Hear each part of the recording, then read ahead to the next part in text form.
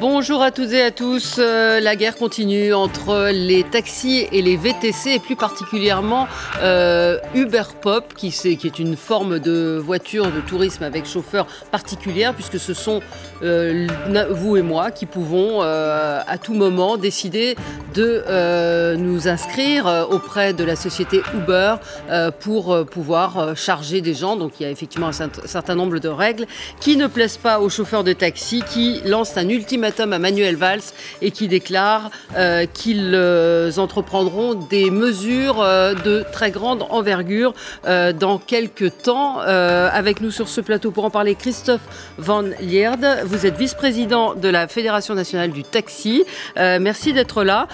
Qu'est-ce qui se passe? Racontez-nous un petit peu quels sont vos... Pourquoi est-ce que vous en arrivez là en parlant d'actions spectaculaires? Vous ne bloquerez pas les routes, mais déjà quel est le conflit qui vous oppose à Uber Pop?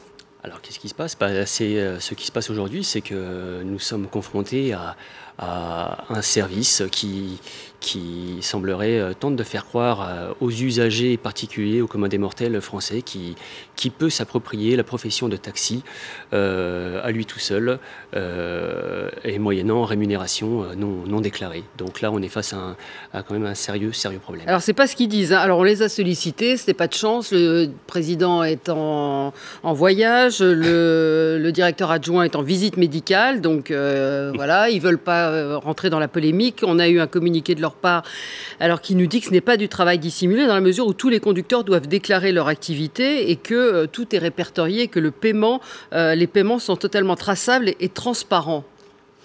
C'est étonnant une déclaration pareille, puisque sur les réseaux sociaux circulent quand même certains documents émanant d'Uber demandant à ces chauffeurs justement particuliers de déclarer tout simplement zéro à la fiscalité française. Et pourquoi ?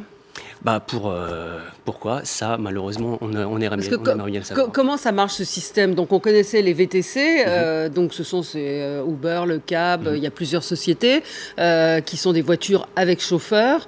Là aussi, vous avez mené la fronde contre ces VTC. Oui. Là, c'est différent, c'est-à-dire qu'on peut s'inscrire, donc il doit y avoir un certificat médical auprès de la préfecture, il doit y avoir une déclaration d'auto-entrepreneur d'une certaine manière. Enfin, c'est relativement encadré comme principe. C'est-à-dire que moi, demain, je peux... Non, pardon ? Pour les VTC. Oui, pour les VTC, mais pour Uber Pop aussi, pour cette... non, pour Uber Pop, a priori, il n'y a rien. Il n'y a rien. Les particuliers peuvent se mettre en relation avec un autre particulier. Pas forcément pour faire du covoiturage, puisque derrière, il n'y a pas un partage des frais, mais il y a une rémunération directe. Donc là, ce n'est plus du dépannage, du service pour l'environnement. C'est tout simplement du travail dissimulé. Oui, en quoi est-ce que ça vous gêne? C'est parce que Uber, pareil, dit ça s'adresse à une population qui ne prenait pas les taxis parce qu'évidemment c'est beaucoup moins cher. Ça, c'est eux qui le disent. On le remarque aujourd'hui qu'il y a de plus en plus de baisse d'activité au niveau de beaucoup de transporteurs, notamment les taxis. Donc la clientèle est bien partie quelque part. Et si elle est partie quelque part, elle peut être partie chez Uber Pop. Aujourd'hui, c'est légal. Aujourd'hui, c'est illégal, non. C'est illégal depuis le 1er janvier 2015. Et alors, que fait l'État? Que fait l'État? L'État est un petit peu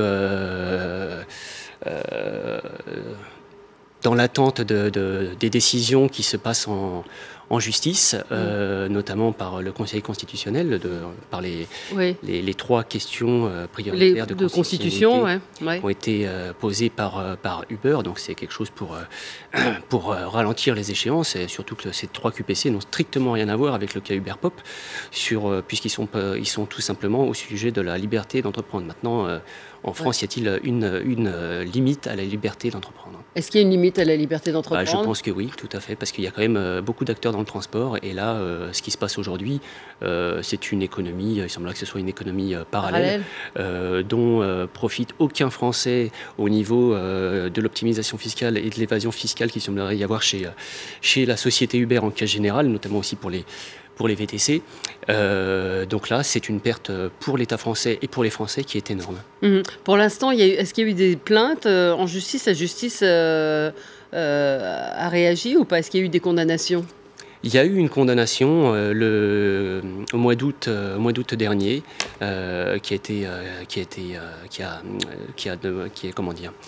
qui a condamné Uber en cas général de changer leur mode de facturation, voilà, qui n'était pas assez précise. Donc là, vous lancez un ultimatum à Manuel Valls. Qu'est-ce que vous lui demandez? Qu'est-ce que vous lui dites? Et qu'est-ce que vous allez faire? Effectivement. L'ultimatum, c'est quoi? Il a 15 jours, c'est ça en gros? Vous donnez 15 jours de délai pour attendre sa réponse? Tout à fait, oui, parce que là, quand même, je pense que dans le transport de personnes, ça n'a que trop duré. 60 000 entreprises françaises de taxi sont en grosse difficulté à cause de ce qui se passe aujourd'hui dans le transport de personnes. Donc, est-ce qu'il faut condamner les 60 000 entreprises existantes dans cette crise difficile pour tout le monde et puis laisser prospérer une société qui est basée dans le Delaware et dans les Bermudes? Oui, mais il n'y a pas que Uber. Il n'y a pas que Uber, il n'y a pas que Uber, non, il n'y a pas que Uber. Il y a aussi d'autres acteurs aussi qui sont... mais là, parce que on parle d'Uber Pop, c'est surtout pour ça qu'il y a un ultimatum. Ouais. Il n'y a pas que Uber qui est dans le transport de VTC, mais là, principalement, c'est surtout contre ce service Uber Pop. Ouais. Est-ce que parce que c'est un vrai succès, ces sociétés-là, donc ça répond aussi à un besoin, en tout cas, ça satisfait les clients, puisque ça fonctionne, puisque de plus en plus de gens, de plus en plus de gens choisissent ces sociétés de VTC. Là, on parle des VTC en général.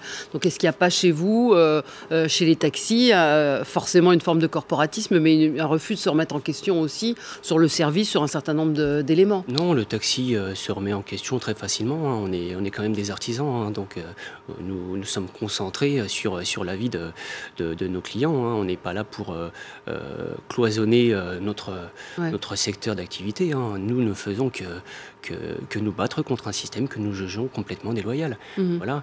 Donc cet ultimatum, il est là aujourd'hui, il est posé. Est-ce qu'on va manifester? Nous allons voir tout ça dans 15 jours. Ce sera discuté avec toutes les organisations professionnelles représentatives du secteur. Voilà. Donc ça peut passer par des blocages, comme ça ne peut pas l'être.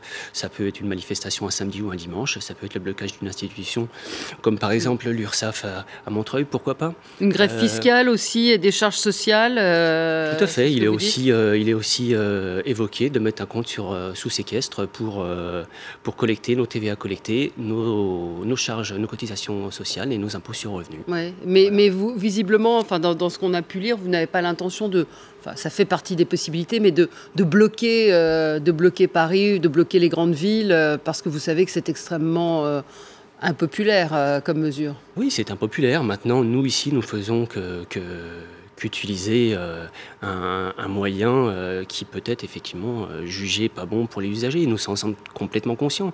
Malheureusement, aujourd'hui, qu'est-ce qu'il faut faire pour que les lois françaises soient respectées? Voilà. Mais il y a en préparant l'émission, j'ai regardé, il y a quand même eu 226 interpellations depuis le début de l'année dans les aéroports par ce qu'on appelle les BOER, hein, la police des taxis. Il y a des amendes qui sont... Donc rien que ça devrait quand même aussi... c'est une manière de vous répondre, de dire la police est là et fait son travail. Oui, mais 226 interpellations sur le nombre de chauffeurs qui pourrait y avoir déclarés par la société Uber Pop, c'est pas beaucoup, parce qu'en attendant que les autres roulent, les taxis sont en station en attente de clientèle et leur chiffre d'affaires dépérit, et là c'est très grave. Donc effectivement, il y a une petite prise de conscience des autorités, mais pas assez à notre sens. Il n'y a pas assez de forces de l'ordre de mobiliser pour intercepter ces contrevenants. Je pense notamment à la police nationale, à la police municipale, à la SVP, qui est donc un agent de surveillance de la voie publique. Ils sont sur la voie publique, ils sont censés faire respecter l'ordre aussi. Vous mettez également en garde les utilisateurs en disant on ne sait pas qui sont les gens qui prennent en charge. C'est peut-être le gros bémol de ce système. Aujourd'hui, effectivement, un utilisateur qui pense qu'il va arrondir ses fins de mois avec ce système Uber Pop peut effectivement arrondir ses fins de mois avec Uberpop, mais il sera dans l'illégalité et risque 5 ans de suspension de permis, 5 ans de confiscation de véhicules, 15 000 € d'amende et 1 an de prison ferme. Pourquoi c'est aussi difficile de trouver des taxis à Paris, en l'occurrence à Paris, il y a des taxis. Vous en avez quand même 18 636. Oui, quand vous sortez le soir et que vous voyez les gens qui attendent, qui font la queue, il n'y a pas beaucoup de villes au monde où vous allez, on prend toujours l'exemple de New York, où on lève la main, il y a un taxi, il y a énormément de VTC aussi à New York qui ne sont pas sur tout à fait le même secteur. Mais c'est vrai qu'à Paris, on a du mal à trouver les taxis et que les VTC, faire un service que vous n'offrez peut-être pas, une disponibilité, une autre manière. Il y a plus de taxi que de VTC maintenant. Est-ce que le taxi parisien doit s'organiser pour répondre à la clientèle la nuit, notamment les vendredis, les samedis, malgré les risques qu'il peut y avoir avec certains usagers? Oui, sans doute, ils doivent s'organiser. Maintenant, nous n'avons pas les mêmes réglementations du taxi ici en France qu'on peut l'avoir à New York ou à Londres. Ici, les taxis, pour les avoir, il faut aller à la station ou alors il faut les héler, mais il faut savoir que la maraude en France, c'est une tolérance, mais théoriquement, elle est interdite. Le taxi est en station et disponible pour les clients. Et vous savez qu'à New York, il y a plus d'Uber désormais que de taxis jaunes. C'est un article d'Atlantico qui nous apprenait ça ce matin. Oui, c'est pas récent. Il y a eu d'autres papiers de cette sorte. Maintenant. Ça ne m'étonne pas forcément. Maintenant, quand on parle de Uber, quelle est la spécificité de ce transporteur qui est chez Uber? Est-ce qu'il est taxi? Est-ce qu'il est VTC? Est-ce qu'il est pop? Voilà, il y a beaucoup de cas de figure. Maintenant, il faut voir les conditions dans lesquelles travaillent ces gens. Voilà. 100% de taxi électrique, bonne idée, mauvaise idée? C'est Ségolène Royal qui a proposé ça. Qu'est-ce que vous en pensez? Les taxis bleus ont dit qu'ils étaient tout à fait favorables à cette proposition.